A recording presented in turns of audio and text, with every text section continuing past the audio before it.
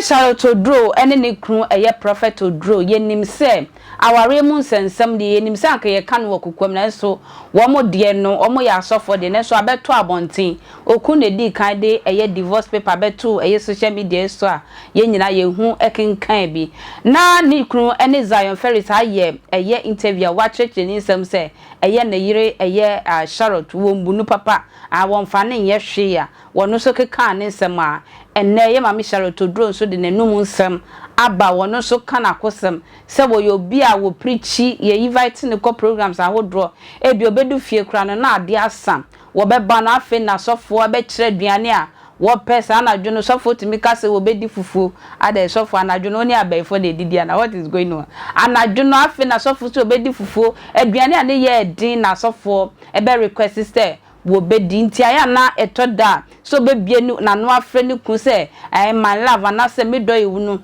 in fact ne din because ne won name no ano odin wono so e de nsem abetudwa me yenti ne mra. And he's the type that anything you do he has something to say about it. That is my husband.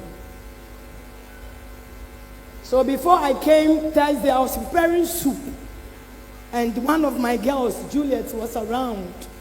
Then my husband came and said that I'm going to give you money to prepare different soups. And I said, Juliet, you are in trouble. Because whether you prepare it well or not, he will still have something to say. It takes only me to be able to stay with that man. It's only me that can say any woman will run. He's a very controversial person, very difficult to live with. It's an Akyem man who wants to drag every issue. That is my husband. So I was ordained born for him. Oh, I was ordained and born. I have nothing to say. Sometimes when he tells me, get down, prepare me food, it's around 11:30, 12 p.m. So I should get down and prepare him food while he knows I'm just coming from a preaching appointment. And he didn't do anything. He was just sleeping and he waited for me to come. When I came, he told me to get down. He waited for me to climb up. When he came, he saw me relaxing on the bed. He said, Mommy, can you get down and prepare this for me? And I get up. I said, God, lead me on. If you don't lead me on, I will say something. We will fight, and I love fighting. So I get up and I look at his face and I tell him, I'm getting down. Thinking that when I repeat it, he will change his mind. He watches me to get down. And whilst I'm doing it downstairs, he will call me and tell me, Penny say. And when I pick the phone sometimes, when he finished talking, I look as if he's looking at him, but he's not. And I said, Father, help me. And I put my phone down. When I finished, I said, the food is ready.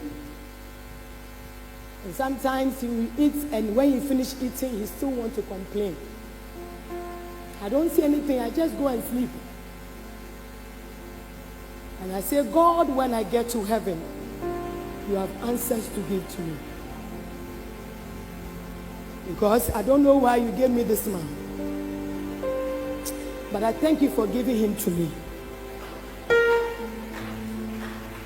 Because he's the only one that has been able to discipline me. I know he's watching me. But when I finish, he will give me feedback. Then he will tell me, you are exposing my secret to me. I'm not exposing, I'm telling the man. Nia a year, Reverend Charlotte Odro, who did say a no cry, and say, yeah. What they will comment, Baba, because I do 12 days of food, Fufu, a ye dear pa now, dear.